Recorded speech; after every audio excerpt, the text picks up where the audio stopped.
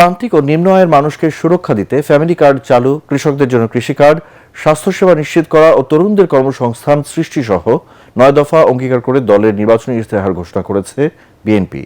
রাজধানীর সোনারগাঁও হোটেলে দলের চেয়ারম্যান তারেক রহমান ইশতেহারে রাষ্ট্র ব্যবস্থার সংস্কার, বৈষম্যহীন আর্থসামাজিক উন্নয়ন, ভঙ্গুর অর্থনীতি পুনর্গঠন, অঞ্চল ভিত্তিক সুষম উন্নয়ন এবং ধর্ম, সমাজ, ক্রীড়া, সংস্কৃতি ও সংহতি এই 5টি বিষয়ের উপর গুরুত্ব দেওয়ার কথা জানান তিনি আরো বলেন, যে কোনো মূল্যে দুর্নীতি দমন, আইনের শাসন প্রতিষ্ঠা ও জবাবদিহিতা নিশ্চিত করা হবে।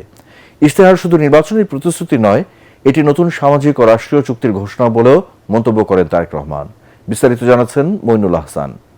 বাংলাদেশ জাতীয়তাবাদী দল বিএনপি চেয়ারম্যান জনগণের ভোটে রাষ্ট্র পরিচালনার দায়িত্ব পেলে আগামী 5 বছর বিএনপি বাংলাদেশকে কিভাবে এগিয়ে নিতে চায় সেই পরিকল্পনার বিস্তারিত তুলে ধরতে গণমাধ্যমের সামনে দলের চেয়ারম্যান তারেক রহমান।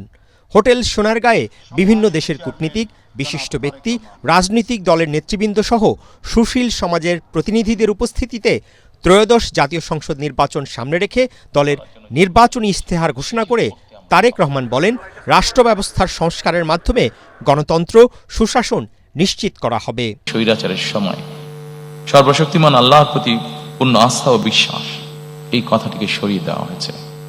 ইনশাআল্লাহ বিএনপি সরকার গঠনে সক্ষম হলে আমরা সংবিধানে সর্বশক্তিমান আল্লাহর প্রতি পূর্ণ আস্থা ও বিশ্বাস এই রাষ্ট্র পরিচালনার মূলনীতি হিসাবে আমরা সংবিধানে এটিকে পুনঃস্থাপন করতে চাই।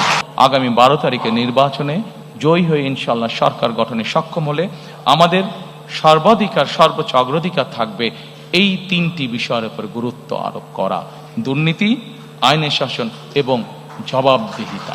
যে কোনো মূল্যে আমরা এটিকে সর্বোচ্চ অধিকার দিব। দলীয় প্রধানের দায়িত্ব নিয়ে প্রথমবারের মতো ইশতেহার তুলে ধরতে গিয়ে তিনি বলেন, বৈষম্যহীন আর্থসামাজিক উন্নয়ন ও টেকসই রাষ্ট্রীয় সক্ষমতা অর্জন করাই হবে বিএনপির অন্যতম লক্ষ্য। 20 কোটি মানুষের দেশ ঢাকা থেকে আমরা কখনোই সার্বিকভাবে দেশের উন্নয়ন করতে সক্ষম হব না। আমাদেরকে যে কোনো মূল্যে অবশ্যই চেষ্টা করতে হবে যাতে করে আমরা স্থানীয় সরকারকে শক্তিশালী করতে পারি, জবাবদিহিতা তৈরি করতে পারি।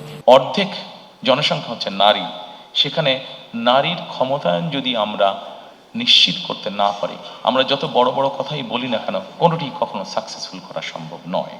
বিগত ফ্যাসিবাদী সরকার দুর্নীতি, দুঃশাসনের মাধ্যমে দেশের অর্থনীতি ধ্বংস করে গেছে অভিযোগ করে তারেক রহমান বলেন, ভঙ্গুর অর্থনীতি পুনর্গঠন করে শক্তিশালী ভিত্তির উপর দাঁড় করাতে হবে।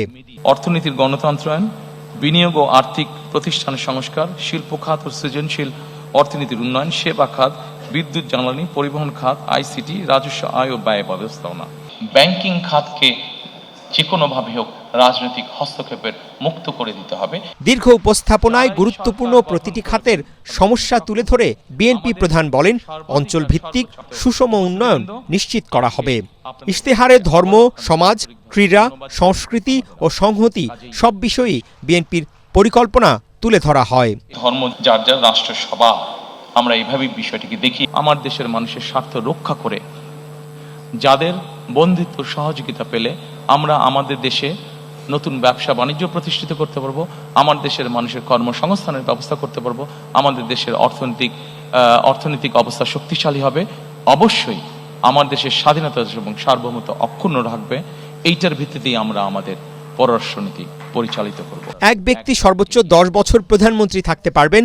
উপরাষ্ট্রপতির পদ সৃষ্টি, মানুষের ভোটাধিকার নিশ্চিত করতে তত্ত্বাবধায়ক সরকার ব্যবস্থা পুনর্বর্তন, গণমাধ্যমের স্বাধীনতা নিশ্চিত করার অঙ্গীকারের কথাও ইশতেহারে ঘোষণা করেন বিএনপি প্রধান তারেক রহমান। যে ঘটনার ভিতর দিয়ে, যে বিভীষিকার ভিতর দিয়ে বিএনপি গিয়েছে, এই ঘটনার যদি পুনরাবৃত্তি হয় তাহলে কোনোভাবেই শান্তি প্রতিষ্ঠিত করা সম্ভব না। আমরা ক্ষতিগ্রস্ত হয়েছি, আমাদের নেতাকর্মীরা পঙ্গুত্ব বরণ করেছে, সহায় সম্পত্তি হারিয়েছে, কিন্তু প্রতিশোধ কখনো শান্তি এনে দিতে পারে না। এবং সেই জন্যই যত দ্রুত সম্ভব দ্রুততার সাথে সর্বস্তরে আইনের শাসন প্রতিষ্ঠিত করাই একমাত্র এই দেশ এবং জাতিকে রক্ষা করতে পারে। দীর্ঘ বক্তব্যের ইতি টানতে গিয়ে তারেক রহমান বলেন, এমন বাংলাদেশ গড়ে তুলতে চাই যেখানে প্রতিটি নাগরিক গর্ব করে বলতে পারবে, সবার আগে বাংলাদেশ। মইনুল আহসান, এটিএন বাংলা, ঢাকা।